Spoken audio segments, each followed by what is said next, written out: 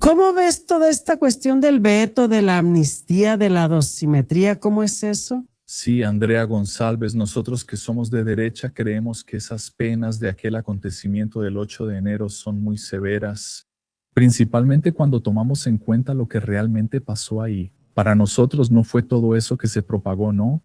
Y dar, por ejemplo, 27, 20 años de prisión a las personas que estaban ahí, para nosotros es completamente incorrecto. Es demasiado. Incluso comparando con las penas que tenemos para otros delitos que son muy cercanos a nosotros.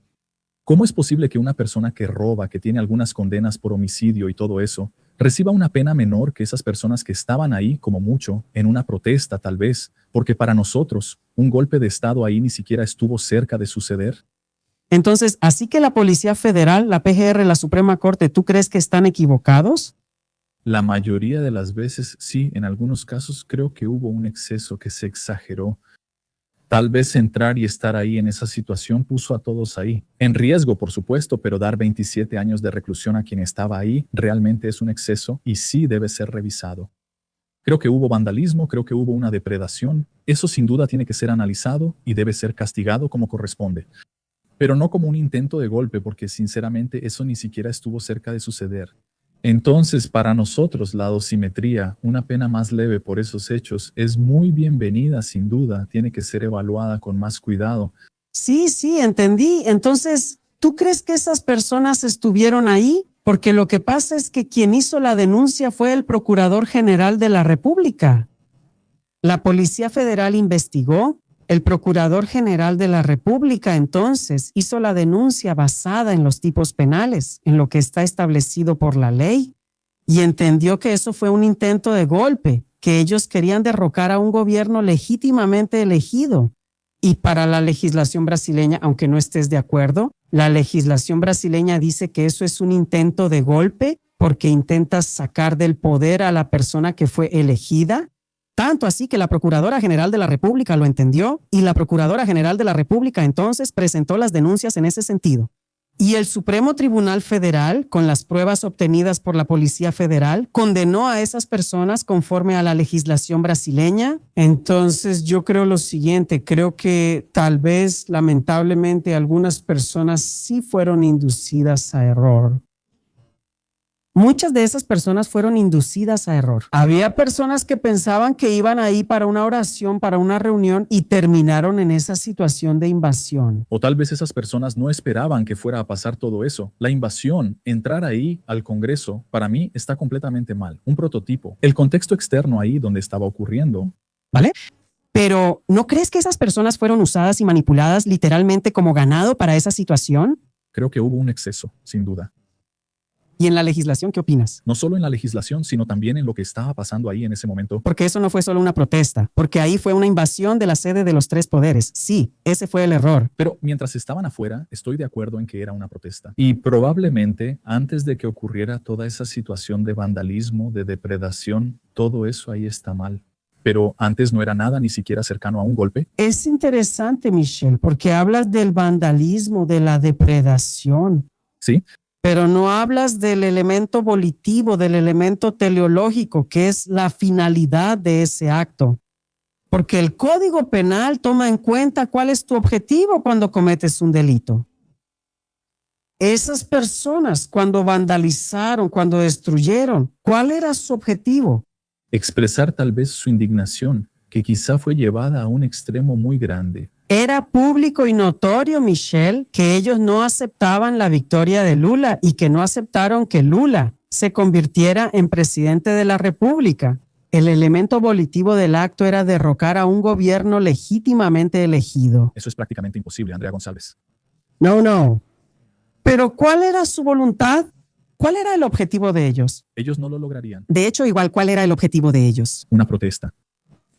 Michelle, una protesta la hacemos. Vamos a una avenida, vamos a una calle, hacemos una protesta. No entras vandalizando, destruyendo todo, gritando el artículo 142, dictadura militar. ¿Dónde están los militares? Cortar la cabeza de Alexandre de Moraes, el propio esquema ahí, matar a Lula, matar a Alexandre de Moraes. ¿Me entiendes? Sí, Entiendo que la materialidad del hecho en sí sería de difícil consumación. con certeza sería imposible. Lo entiendo, pero hubo el intento.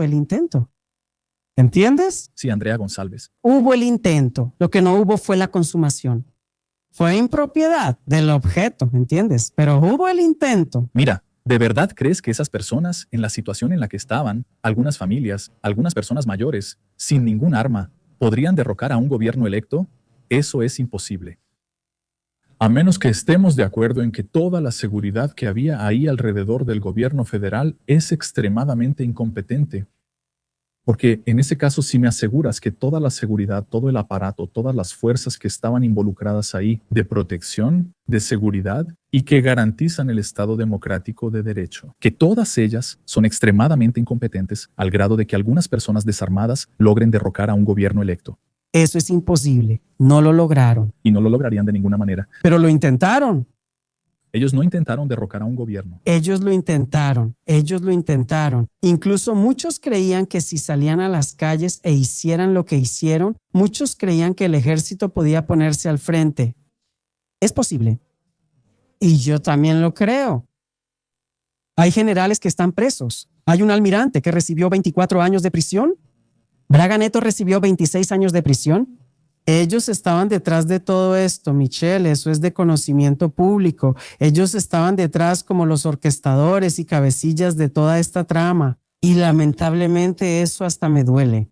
Personas fueron llevadas a esa situación y es tanto, solo que hay un pero. La justicia impuso penas mayores para ese grupo que no sin razón fue llamado el núcleo crucial.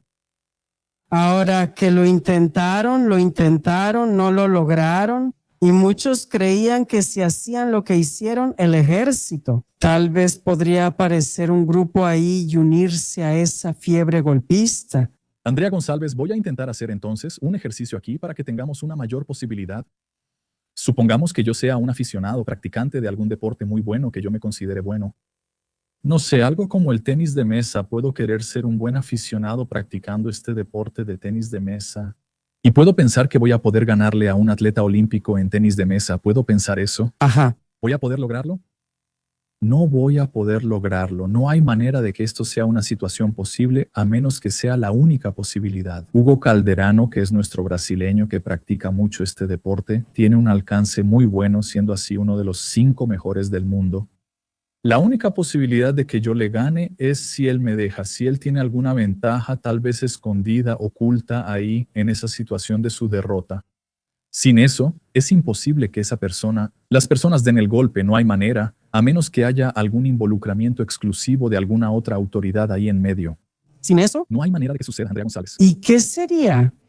Por eso te digo que sí existe un exceso en la pena. Admite que deben ser castigados por lo que hicieron.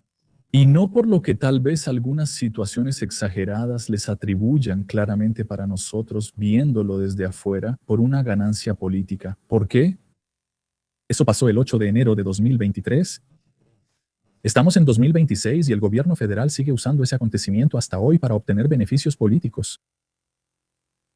Sí, y lo van a usar por el resto de su vida. Esa situación es un hito en nuestra historia. Ahora, ¿qué sería dejarlos ganar? Dejar entrar, porque si las fuerzas de seguridad fueran realmente capaces y competentes, esas personas ni siquiera habrían entrado. Michelle, imagina si las fuerzas de seguridad se enfrentaran a esas personas en esa situación. Habría habido muertes. ¿Y si hubiera habido muertes, sobre quién habría recaído la culpa? ¿Sobre Lula? Pero ellos tienen que tener esa capacidad de actuar.